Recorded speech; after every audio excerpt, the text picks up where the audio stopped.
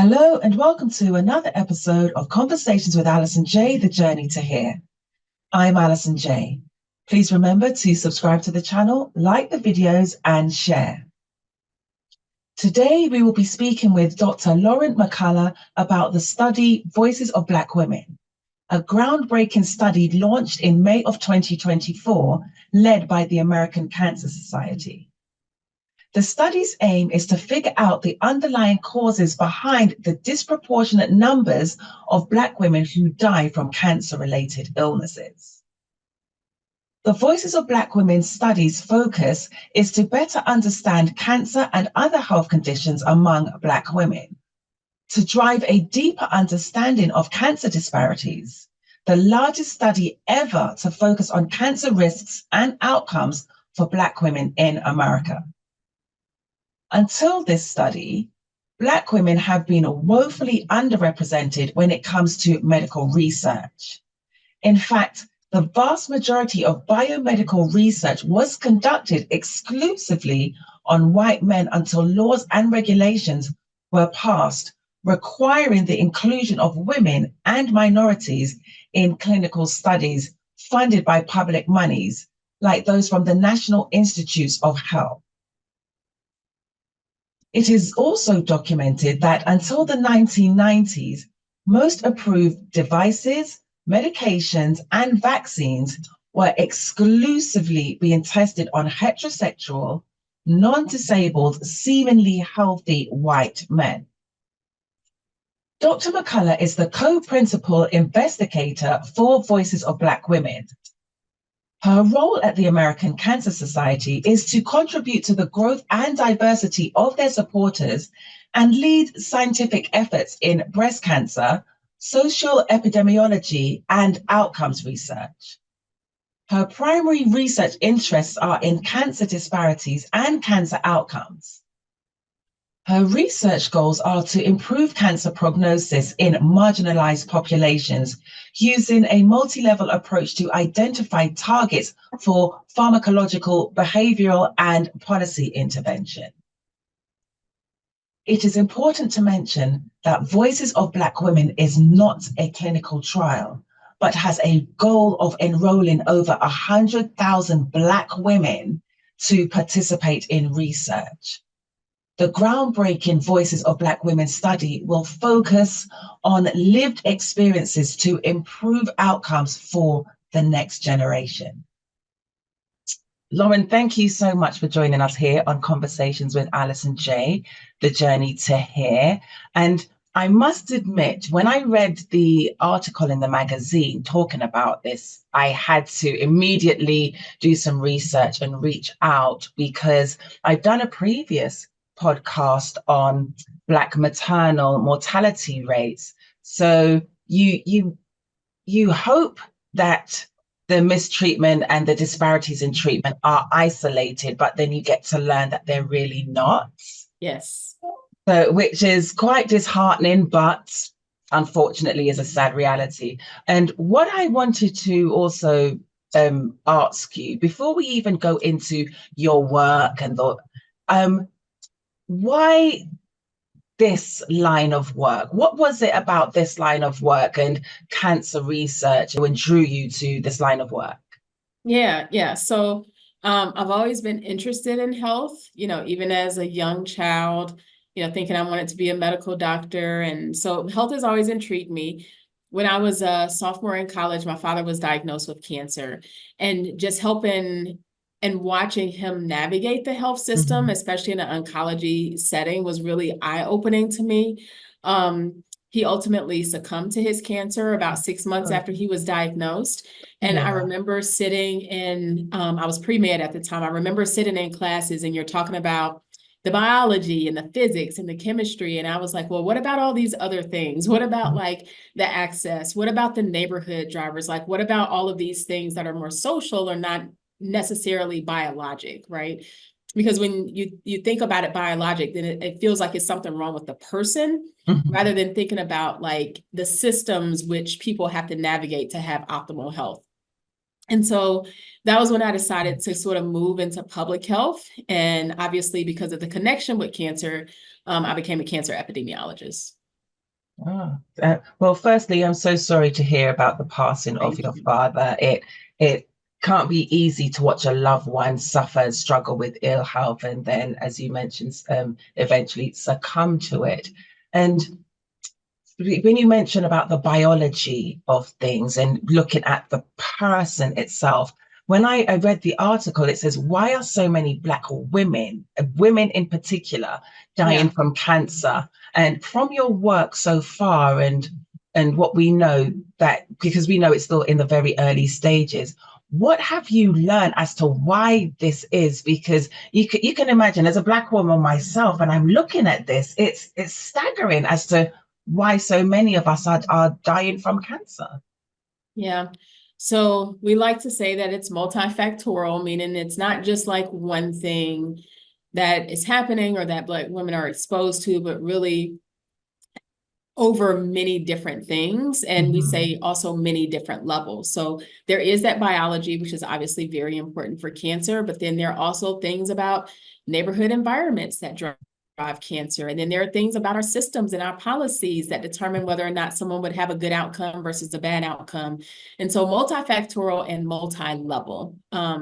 So I think over the past couple of decades, there's been a huge emphasis on healthcare access, which is important for all health outcomes. Having insurance, having transportation, being able to get to where you need to get, those things are very important.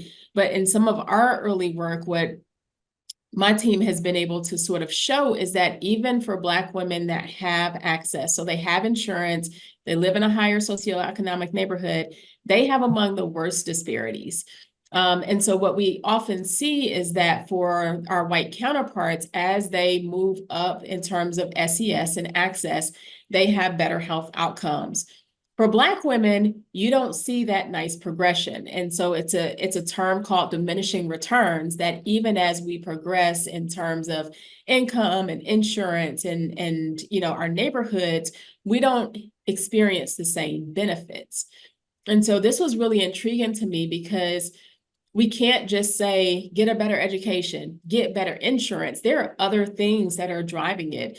There is systemic racism in the medical care system. There are dependencies that Black women may have to contend with that their white counterparts don't necessarily have to.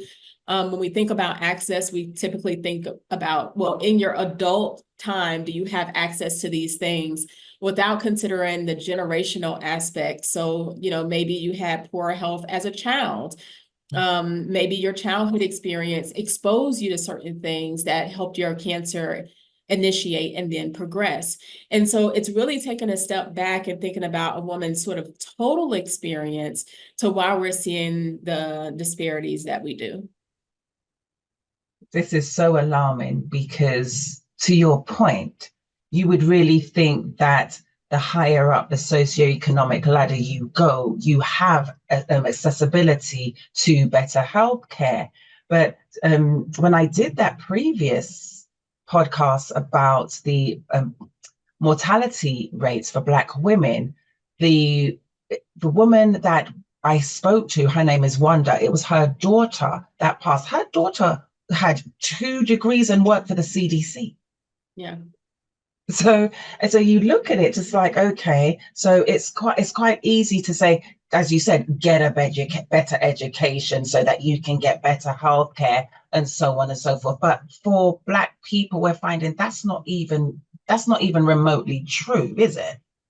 Yeah. So, having all those things, having good insurance, having access is helpful, right? But Mhm. it's not helpful for us to the extent that it may be helpful for our white counterparts. And, we hypothesize that that is because, I always tell people, I'm a professor. I have the most advanced degree you can have, but when I walk into a hospital, when I walk into a doctor's office, I am just a Black face. Mhm. Yeah. Right. And it is not until I start disclosing my education and my knowledge that oftentimes I'm treated very differently. And sometimes I don't disclose on purpose just to see how I will be treated. And so even though you may have all of these things, it doesn't, you know, release you from some of the biases. When we talk about monetary access and monetary gains, oftentimes I try and tell people an $80,000 salary for a white woman is not the same as an $80,000 salary for a Black woman. A Black woman that is supporting her parents because there's not generational wealth, that's supporting her extended family and fictive kin because that's what we do in our communities, right? An $80,000 salary that doesn't give us access to that better neighborhood because of contemporary redlining. And so we have to think beyond those things that I think are immediately in front of us and start thinking about, again, the total systems that impact the total person. Yeah, it's something you said brought back something I heard a comedian say once many years ago. He's well known at the top of his game, a Black comedian, and he says, on what I make, my neighbors are dentists.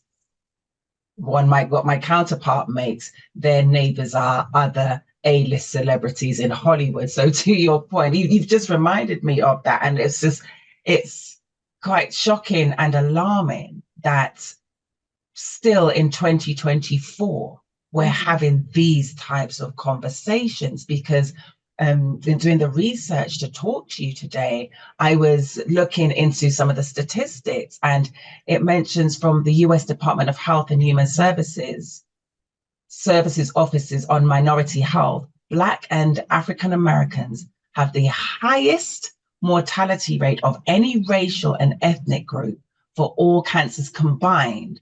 And for the most major cancers as well, that's what it states, that the disparity is also when breaking this down along gender lines. And just one more of the statistics I was looking at in addition to the above, is like Black women have the highest death rate and shortest survival of any racial ethnic group in the US for most cancers. Yeah. Black women are diagnosed at a 4% lower rate than white women with breast cancer, for example. Yet Black women are dying from the disease at a 40% higher rate than white women. That is enough to brought tears to my eyes and got me emotional when that disparities, that gap is alarming. Yeah, it's very alarming. And the way that particular statistic is written is actually makes it seem better than it really is. Because when they're looking at the mortality rate, they're looking at the mortality rate across the entire population. If you look at women who are diagnosed with cancer, so Black women diagnosed with cancer and white women diagnosed with cancer, a Black woman diagnosed with cancer is twice as likely to die. So it's twofold rather than 40%. So yeah, the statistics can be alarming. But that one in particular is one that I know well and study. And that's one of the things that I think is important. You know, I obviously live this work every single day, but when we go out and we start sharing, just so many Black women are like, I just had no idea. You know, I had no idea that the statistics were that bad. I had no idea 40,000 women died of breast cancer in this country every year, disproportionately Black women. You know, 260,000 women are diagnosed with breast cancer in this country every year. Black women are more likely, twice as likely than any other race or ethnic group to be diagnosed with triple negative breast cancer, which is one that we don't typically have targeted treatments for, is the one that Black women typically get. And so just, you know, the awareness around health and cancer, I think, is one of the nice things about this study. You know, even for women that may choose not to enroll or are not eligible, just bringing that awareness is important. Yes. And it's breathtaking though, isn't it? When you hear that, as you mentioned, it's twofold. So the statistics are actually worse than what is written. And to be honest with you, are we surprised that it's really worse than what's written? Because when we're looking at statistics, they always try to find the ways to paint the best possible picture anyway. Yeah. You know, it's thinking about the general population that's reading the statistics. So if you're a Black woman and you don't have cancer, then you're thinking about, well, what's the odds of me getting cancer and then dying from cancer? But like most people aren't reading those statistics not having cancer, right? So I think it's better to compare women who've been diagnosed. Okay. Once you've been diagnosed, who lives, who dies, right? To me, that's a more relevant statistic to share. So it just depends on like who's in the denominator and what they're trying to communicate about the statistics. But either way, Black women are disproportionately affected. Yes, yes. And in line with the disproportionate rate that Black women are affected, with the statistics that have been mentioned, the more I read, the more I learned was some of the things as, it was a little shocking, but sadly not really surprising that until this study, Black women have been woefully underrepresented when it comes to medical research. So it's not just the diagnosis, it's also the research of the medical studies that Black women are being part of. So the majority of biomedical research was carried out solely on white men, is what I learned, until laws and regulations were passed requiring the inclusion of women and minorities in clinical studies and any clinical studies that are funded by public money. And it wasn't until the 1990s that most approved devices, medications, vaccines, they were exclusively being tested on heterosexual, non-disabled, seemingly healthy white men. Now, I found that, again, shocking, but sadly, I wasn't surprised. And if we look at the history and certain medical studies, if we look at, for example, Henrietta Lacks, if we look at Tuskegee and others, would you say that there's possibly a fear of Black people participating in these studies, or can we just look at it to say, something, this is actually just what it was? And I think what I'm trying to say also is, because of what had happened, could it possibly have been, and I'm just playing a little devil's advocate here, that because of what has happened, they're like, okay, we're not going to touch Black people because of the history, and so we're just targeting white men? Or is it just, as it's always been, women of color, people of color, women have just totally always just been overlooked? Yeah, it may be a combination of both. I do think there was this term, hard to reach populations, and Black people were a part of that. And I have a colleague here who always corrects us, and she says hardly reached, like they hardly reach out to us. Yes. Which I really love that term a lot. It's a combination of things. There have been lots of medical atrocities in the Black community. But also, I think in more contemporary times where there have been substantial medical advancements, Black people generally have not been included. And this is in part by design. When you're thinking about the development of a new drug, and these pharmaceutical companies make millions, if not billions of dollars, they want to make sure that their drug performs at its best. And so when you go to roll out that clinical trial, you are asking for people that are not obese. You're asking for people that don't have heart disease or diabetes or any of these other conditions, which we know minorities disproportionately have for a number of reasons that are beyond their control. And so we're not included in those studies. And so then you have a drug that's been developed on a very narrow population of people, and you don't know if it's efficacious in this minority population because they weren't a part of the testing of it. So all of those things, I think, collectively have driven the lack of medical advancement in this particular demographic. Yes, and just something that you're saying that just brought to mind as well, because we're hearing in the news recently about kidney diagnosis and the way that Black people have been misdiagnosed because of the testings were primarily done on heterosexual white men. And so you've just reminded me of that as well, because I didn't even think of that when in doing the research. And I'm glad that you mentioned that hard to reach, because again, I'd never even heard of that, never even thought about it.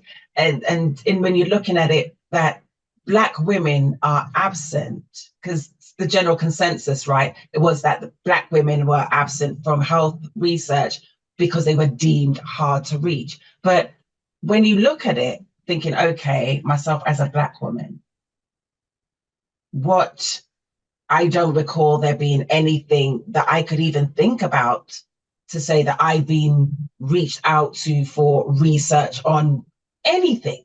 Right. Absolutely anything. So with that being said, where are they finding all of these white men that they were testing on? How are they finding them? And why could the same thing not be done for other ethnicities? Yeah, oftentimes it's through their medical care providers that offer them opportunities to enroll in trials around drug development and drug efficacy. And number one, we know that Black people often aren't given that attention when they are under the care of medical professionals. I think there was a study that even showed like the average amount of time spent with patients varies by both gender and race. And so they're just not being offered these opportunities. Now, then you have to ask, well, is this a provider's bias? I'm just not going to offer this opportunity to you. Is it out of fear of rejection? Like, I don't want to have to talk about Tuskegee. I don't want to have to talk about Henrietta Lack. So I'm just not even going to bring this research opportunity up. Mm-hmm. Like there could be a number of reasons that a provider decides not to share that opportunity with a particular patient. And then the way we access and utilize healthcare can be different than our majority counterparts. And so that may also play a role. So there are a number of different reasons why, Black men have opportunities that, Black people, Black men and women don't. But I think if we are trying to optimize health for everyone, then there should be some protocols, some policies, some procedures in place to ensure that there is equitable access for these types of initiatives and trials. Yes, and you're talking about time spent with patients. And I remember watching on a social media platform that a doctor was fired from his position a few months ago because he was actually speaking out about the care that a Black mother in labor was given and how dismissive and flippant the lead doctor was, who happened to be a white man. It turns out that the Black doctor was right. Yeah. Took her into surgery, she was bleeding, and he was so upset that he took to social media and was fired. I believe as a result of it, because the way that he's gone on tens of interviews, offers made, and then they've been rescinded, that leads me to believe that there really is something to the biases as to how we are treated when we're sat in front of a doctor. Because again, going into my doctor's, when I have an appointment, again, I don't recall studies being offered to me, discussed with me, even if it's something as simple as you've got high cholesterol, they've got this study. So to your point, when you look at it and from what you've learned in your research, has that really been a case of the time spent with patients really is different and shorter, and the treatment Black patients receive from their doctors has it been something that you all have noticed in your studies and research that is really a problem? Yeah, so we haven't been able to sort of deeply look at time spent or to really look at provider biases and perceptions. What we have been able to do is look at a proxy of that, which are delays. So we've been able to look at delays from a woman first going in for a mammogram, then something coming back and them saying, oh, there's something suspicious, you need to come back, right? And then seeing that suspicious thing and then saying, hey, we need to do a biopsy. And one of our studies showed that of all the different barriers, so race, insurance, distance to facility, neighborhood, SES, being Black was the only driver of those delays, right? Didn't matter how far they had to drive. It didn't matter if they had insurance, just being Black. I think, and I might not get this exactly right, but I think for white women, the delay was about 26 days. For Black women, it was 42 days. And in something like cancer, every day matters, right? We've also seen delays in terms of surgical receipt. So Black women are more likely to have delays in getting that first line therapy, which is surgery. And that didn't matter what kind of facility they were seeing at. It could have been a nonprofit, it could have been an academic center, it could have been an accredited center. Just across the board, Black women were twice as likely to experience a delay. So that's how we've seen this manifest in our data, just looking at how long does it take for you to get to the next step in your course of diagnosis and treatment. And almost always the biggest driver is race. Wow, you've just made me think of my own experience. So last year, during my routine mammogram and ultrasound, they're like, oh, there's a cyst. I'm like, but if it's not bothering you, leave it. So I'm like, oh, okay. Then I felt it had gotten larger. So I went back and they're like, yeah, it's a cyst, but just take vitamin E. It should go away. Like, oh, okay. And I did that. And then fast forward a couple of months, it got, the lump got so big, you could actually look at me and see it. It was that big. And the way that everybody's just dismissing it as a cyst, but this thing's getting bigger and bigger and painful as well in the bargain. And I just like, the mammogram was May. I had the follow-up diagnostic in December, and it wasn't until April of this year that they did the aspiration. And then when they did the aspiration, and for anybody that doesn't know what the aspiration is, they literally just stuck a needle in and drew the fluid out. Then they looked at it and like, oh, I think we may need to send this off for testing because it doesn't look right. And in my mind, I'm thinking, this is nearly a year. This is nearly a year. Right. And fortunately, thank God, it came back, not cancerous or anything like that. And they drained it and everything is fine. But God forbid if it was something different, waiting this long. And I'm thinking, and now that we're having this conversation, is this really typical of what Black women face? Because it's not just the physical pain and discomfort I was in. Can you imagine mentally what it was doing to me? Like, oh my gosh, this thing is getting bigger. It's getting bigger. What is going on? What is this? They're saying this is a cyst, but what is this? Yes. Yeah. No, it's absolutely true. And I can give you two quick examples. I don't know if you heard Petway. Sorry, you froze just for a moment. As you don't know if I've heard of. Yeah, so and an influencer, Jessica Petway, I think she was a beauty influencer. Yeah. You know, had problems. Yeah. They went. Fibroids. It's fibroids. It's fibroids. Then all of a sudden, it's stage 3 cancer, cervical cancer. You know, and I have a woman that I work with in our group who, at 28 years old, had a lump. And went to the doctor immediately because her mom had just been diagnosed with breast cancer. And they were like, oh, it's not anything. It's fine. 3 months later, she tried to go to the ER, like, just give me an ultrasound, give me something. No, it's fine. Kept going. No, it's fine. 18 months later, her nipples are bleeding. She has a palpable lump and she has lymph node involvement. And she's diagnosed with stage 3 breast cancer at 29 years old. Wow. And it's, you know, they say, Black women, you have to take control of your health. But I respond to that by saying, there are a lot of Black women who do. Right? And where are the providers? Where are the people that are listening, right? I think Black women are overlooked and oftentimes ignored. Our pain is ignored.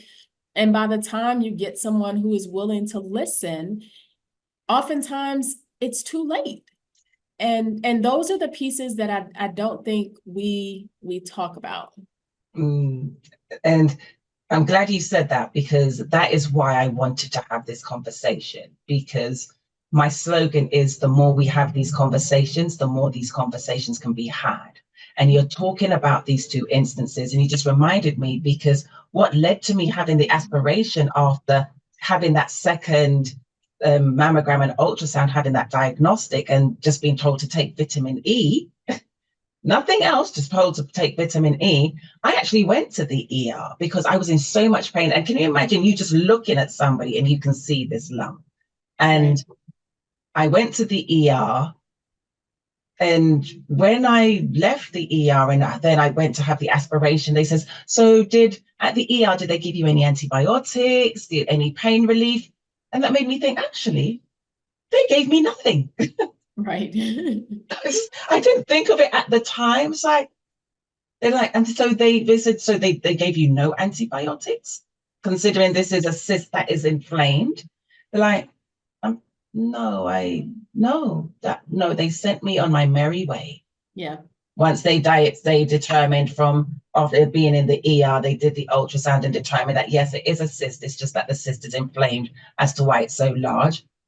But an inflamed cyst, and they gave me no antibiotics. Again, just sent me home. Yep, it is. You've just actually, I completely didn't even think about that until you just mentioned the case of this young lady, 28, 29-year-old young lady. And it's really, it can be quite disheartening for us as Black women. But the good thing is there are studies such as what you're doing here, voices of Black women being run through the American Cancer Society. Now, this first of its kind, truly groundbreaking study. Can you please go into us what this study actually entails? Because with the history of how Black people have been treated to the past when it comes to medical research, I think one thing that's important to mention, that this is not a clinical trial, this particular study. But so can you please tell us more about it? Yeah. So you're right. It's not a trial, which means we're not testing a drug. We're not testing an intervention. It's a longitudinal study, which means we are going to just track and follow 100,000 women over time to just better understand, what are you experiencing day to day, in your life? What are your exposures, and how that impacts cancer development and then eventually cancer progression. And so we are looking for women who are cancer-free, because part of our goal is to understand why Black women get more aggressive cancer. So we have to start with a group that has no cancer at all. And we're asking you to join us. Everything can be done electronically. So once you enroll, you can confirm your eligibility. A Black woman, 25 to 55 years old, living in one of our eligible states or DC. You complete a short registration survey, which includes like your personal information, name, address, telephone number, email, and that's so we can track you over time. And all of that information goes to one group in our study management, who is responsible for communicating with you. You would fill out a 1-hour survey, which is going to cover things like medical conditions, healthcare use and access, your neighborhood environment, your diet, your sleep patterns, quality of life, mental health, and then experiences of racism and discrimination.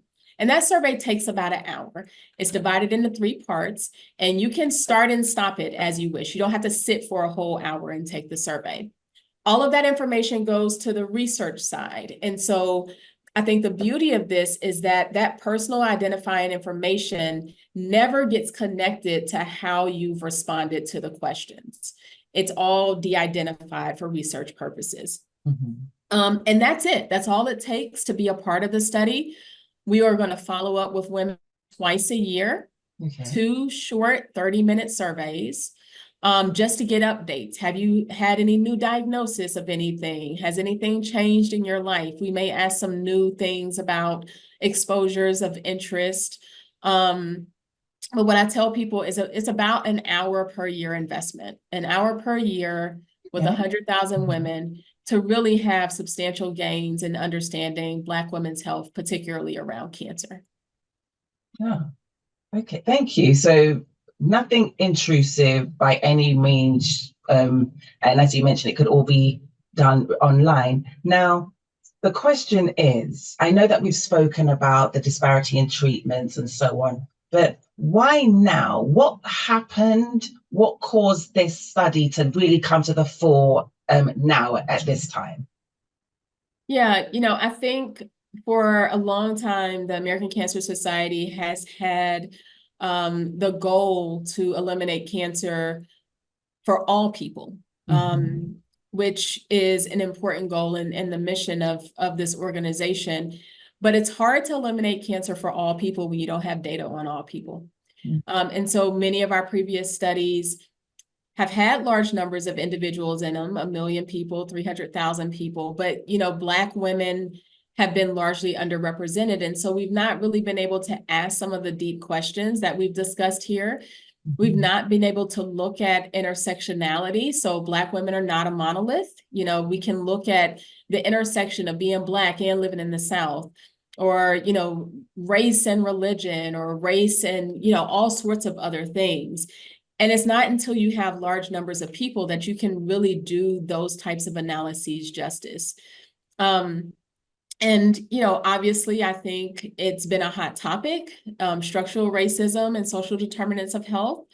And so it feels like the right time to roll out a study like this. Black women are a very engaged and activated group. That we take great thought and care into ourselves, our bodies, what we're putting in our bodies. We're just very sort of in tune with those types of things. We are leaders of communities, matriarchs of our families. And so it felt like this is the right population at the right time to launch a study like this. Thank you. And for one, I'm grateful that this study is there and it does exist, because you mentioned that the misconception is that we're hard to reach, and so I can't fathom how we're hard to reach. And also you mentioning about us not taking care of ourselves, and I don't know a Black woman that doesn't take care of herself. I don't know a single Black woman who doesn't take pride in her appearance, or when we're not feeling well, we've got an ache or pain or something, that we don't go to the doctors. So I'm so grateful that this study does exist. And I hope and pray that there's more studies like this to really dispel the myths because by saying that we're hard to reach and it's like saying that we don't care about ourselves. And that's so not true. Right. Yeah. Yeah, I think it's very easy, especially in a healthcare setting, to blame less than ideal outcomes on the person, right? You should have gone to the doctor. You should have eaten better. You should have exercised. But I think what we need is to understand all the context around that. Yeah, I should exercise, but guess what? My neighborhood doesn't have sidewalks, right? And there's heavy traffic.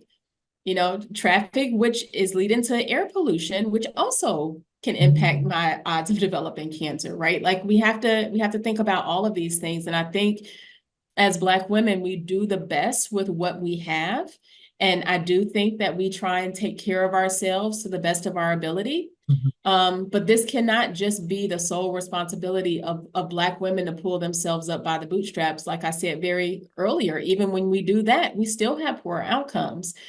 It's going to require some deeper understanding from the medical community, general community, our policymakers, to really think about ways to improve health on a community level, right? We're not going to get there Black woman by Black woman saying, do better, do better, do better. That doesn't work. And we hear that a lot, whether it's from relationships to our careers to our money. The Black are always supposed to do better. But then I look at it just like, okay, do better, but with what? Where are the resources for us to be doing better? Right, exactly. And that's part of the frustration of things. To your point, we're doing the best we can with what we have. Right. And we're not really given much. So how good can we realistically do by ourselves? Yes. Yeah. Not given much and have substantial barriers that we have no control over.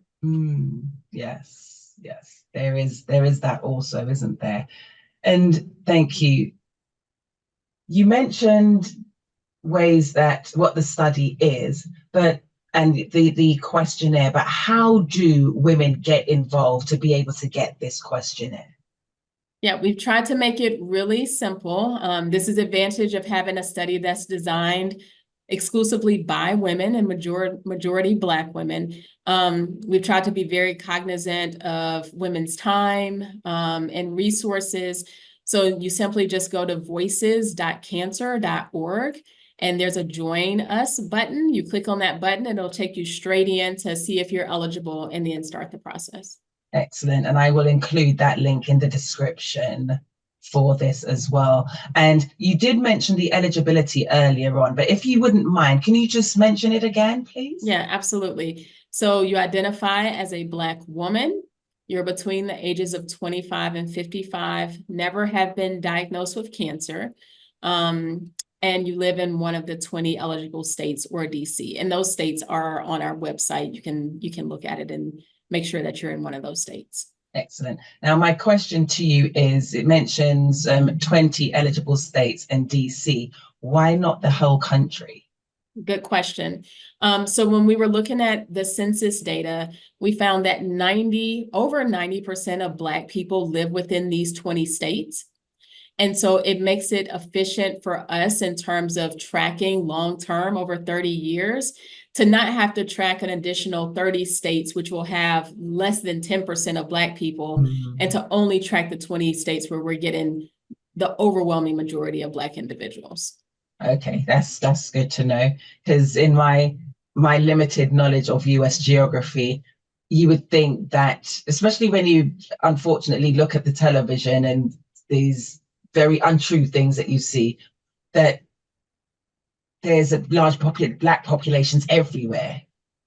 Yeah, only in pockets of the country.